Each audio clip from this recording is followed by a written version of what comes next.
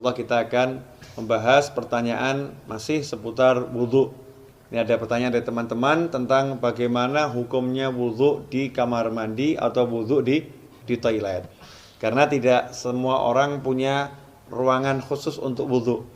Dan memang anehnya kita ini ya. Kita ini kalau bangun rumah ada ruangan untuk mandi, ada ruangan untuk masak, ada ruangan untuk tidur, ada ruangan untuk ngopi. Tapi untuk ibadah yang paling penting sholat, musola enggak ada. Kemudian fasilitas untuk sholat, wudhu juga tidak disediakan khusus. Ini kita kelemahannya. Menyikapi hal itu, maka timbul pertanyaan, kalau wudhunya tidak di ruangan khusus, ya tidak di ruangan khusus untuk wudhu atau enggak punya padasan. Kalau orang Jawa dulu punya padasan ya, gentong yang ada lubangnya di bawah, taruh di halaman untuk minum atau untuk wudhu.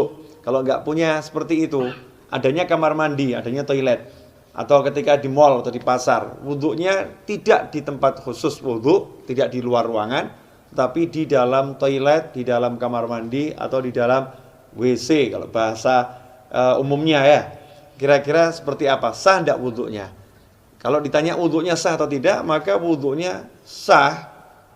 Kalau memang syarat-syarat sahnya wudhu dipenuhi, kemudian hal-hal yang membatalkan wudhu tidak dilakukan, wudhunya sah-sah saja.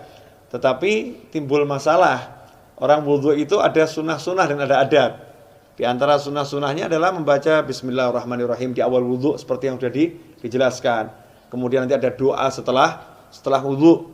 Dan ada adab-adab yang diajarkan oleh para ulama. Ada ulama-ulama yang menyusun doa-doa ketika basuh wajah, doa ketika berkumur, doa ketika membasuh tangan, doa ketika membasuh kaki, seperti yang dijelaskan oleh Imam Ghazali dalam kitabnya Bidayatul Hidayah. Jadi memang doa-doa itu tidak diajarkan Rasulullah SAW, tapi orang diajarkan untuk berdoa kapanpun ya. Apalagi kalau doa ini dari para ulama. Lantas bagaimana kita mau membaca doa di dalam kamar mandi? Atau kita mau membaca Bismillahirrahmanirrahim sedangkan di dalam kamar mandi. Sementara kita ketahui Nabi kita Muhammad SAW mengajarkan agar kita tidak membaca lafzul jalalah, asma Allah, atau ayat-ayat Al-Quran, atau doa-doa di dalam toilet, di dalam kamar mandi. Emang apakah ada sumber hadisnya? Ada. Kita semua tahu baginda Muhammad SAW itu punya cincin. Ya, punya cincin. Khatiman min fiddah, dari perak. Ya, Rasulullah punya cincin dari perak, yang cincin itu fungsinya sekaligus sebagai stempel. Ya, fungsinya sebagai stempel. Dulu Rasulullah SAW tidak punya cincin, tidak punya stempel. Tapi ketika sahabat mengatakan, nih raja-raja yang pembesar-besar non-muslim itu kalau dapat surat, tidak ada stempelnya tidak mau terima. Ya, mereka tidak akan menerima surat kalau nggak ada stempelnya. Rasul pun mengikuti, kalau begitu buatkan saya stempel. Ya, buatkan saya stempel. Maka dibuatkan stempel, bunyinya Muhammadun Rasulullah. Ya, Muhammadun Rasulullah. Jadi Allahnya paling atas, berupa cincin dari perak. Ketika Rasulullah wafat SAW, setelah wafatnya Rasulullah, cincin itu dipakai oleh Sayyidina Abu Bakar As-Siddiq radhiyallahu anhu. Setelah wafatnya Sayyidina Abu Bakar dipakai oleh Sayyidina Umar ibn Khattab. Kemudian dipakai oleh Sayyidina Utsman bin Affan radhiyallahu anhu. Nah, ketika dipakai Sayyidina Utsman, cincin itu jatuh ke Bir Aris, ya, sumur Aris. Ya, kemudian tidak ditemukan lagi. Nah, apa dasarnya? Ketika Rasulullah masuk ke khala, ke tempat buang hajat, Rasulullah selalu melepas cincinnya. Jadi ketika masuk ke tempat buang hajat, Rasulullah SAW selalu melepas cincinnya. Karena di cincinnya itu ada tulisan Muhammadun Rasulullah. Kalau membawa tulisan aja tidak dianjurkan, apalagi mengucapkannya. Ya, membawanya aja tidak dianjurkan, apalagi mengucapkannya. Berdasarkan hadis tersebut, yang diriwayatkan oleh Imam Al-Hakim, ya, dalam kitabnya Al-Mustadrak Al-Sahihain. Di situ beliau menyatakan, anna Rasulullah labisa khatiman naksuhu Muhammadur Rasulullah fakana idza dakhala al-khala wada'ahu. Kata Al-Hakim dalam kitab Al-Mustadrak, Az-Zuhri menyebutkan bahwasanya Rasulullah SAW punya cincin yang tulisannya adalah Muhammadun Rasulullah.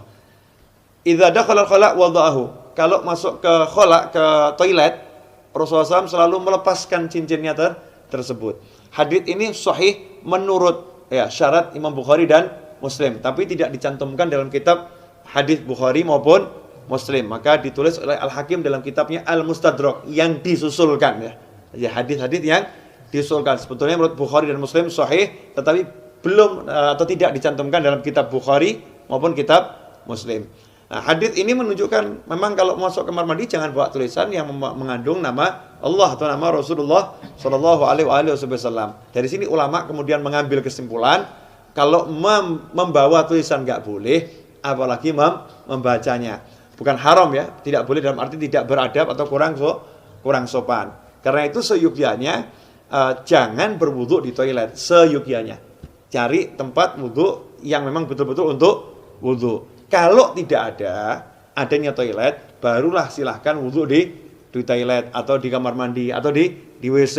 Tapi kalau wudu di kamar mandi, toilet atau WC, jaga adabnya. Apa adabnya itu? Ya satu, jangan membaca asma Allah. Cukup dibaca di dalam hati. Lantas bagaimana dengan doa setelah wudu? Ya doanya dibaca di luar kamar mandi. Jadi selesai wudu langsung keluar baca doa setelah wudu. Atau bismillahnya dibaca di luar dulu. Bismillahirrahmanirrahim, masuk langsung wudu juga. Nah, dengan begitu maka sunnahnya tidak hilang, tetap bisa melaksanakan sunnah-sunnah yang dianjarkan oleh Nabi Muhammad Sallallahu Alaihi Wasallam. Insyaallah sedikit ini barokah dan jangan kemudian jadi jalan justru. Oh berarti wudu di toilet gak apa-apa. Oke deh, kita wudunya di toilet aja ya. Jangan seperti itu. Usahakan wudu di luar toilet agar bisa melaksanakan banyak sunnah. Kalau memang terpaksa baru berwudu di toilet. Wal afu minkum. Wassalamualaikum warahmatullahi wabarakatuh.